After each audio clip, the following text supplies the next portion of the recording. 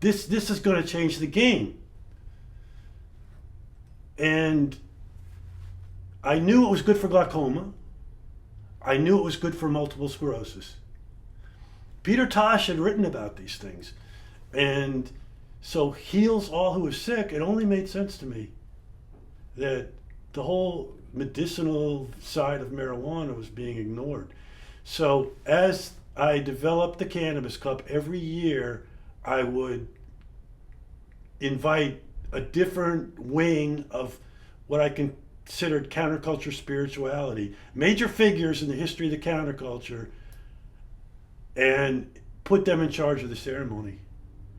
And what I wanted to do was I wanted our ceremonies to evolve a new tradition for ceremonies that would be like a composite of Rastafarianism, Native American culture, pagan religions. It's like I wanted all the people of all the religions and all the cultures to come to the Cannabis Cup, where we would create a new thing, a new ceremonial history that could help guide people towards responsible use of cannabis and make it what it was. It's not this party thing. I mean, it can be, but there's so much more going on with this plant. This was wildly successful, and the collection of counterculture celebrities that came over the years, they would know about the history. This is what the Native Americans did. This is what Stephen Gaskin did. This is what, different cultures did. And they would riff on it. They would pick up and do things from it. This is what Rita Marley did when we inducted Bob Marley. This is the way she ran the ceremony. And she did something that became written in stone. After the awards show, she invited all the winners up on stage while she sang one draw.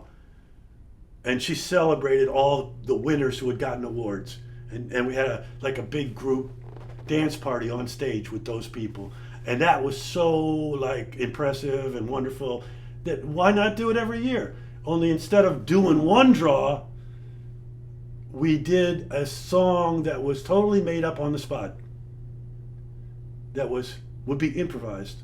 Just out of that moment, just like whatever popped out of the band would become like what we did. And that also worked a lot of the time.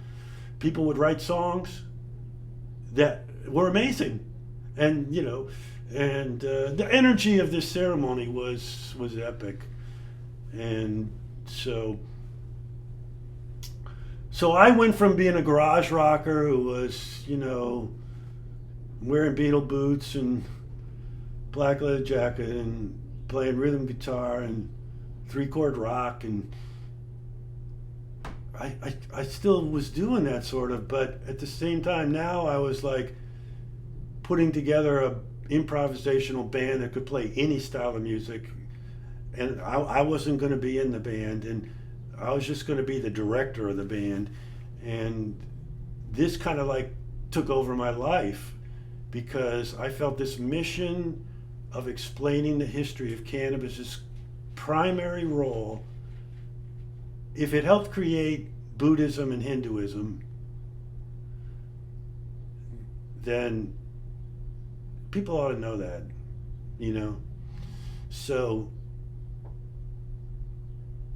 many years later, after I'd been armchaired out of the Cannabis Cup and they discarded all my 20-year history of trying to invent this ceremonial culture, just trashed it instantly, and just we're basically trying to get rid of the people that liked what I was doing. They didn't want them around.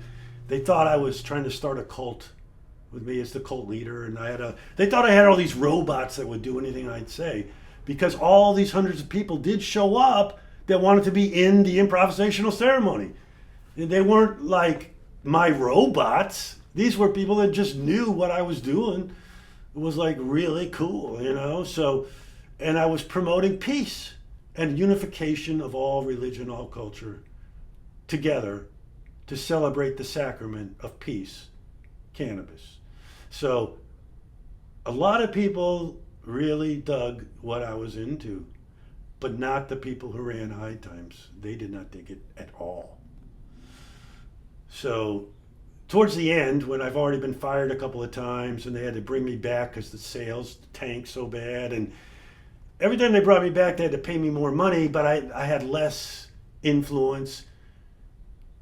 Any staff that was loyal to me were like gone early on, so I was pretty much very isolated, but I was still pursuing the big stories. Yeah. Stick